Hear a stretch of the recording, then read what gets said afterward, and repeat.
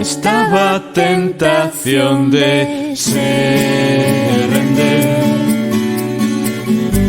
a guerra quente, a presa ainda non amencera na paisaxe, pretextos para entrar en calor, para seguir.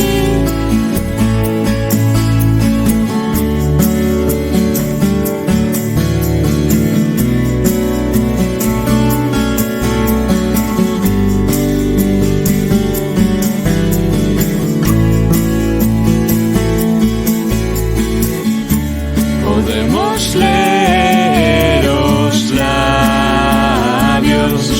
abonda con falar en voz moi baixa, sen articulacións, como se un de nós estivese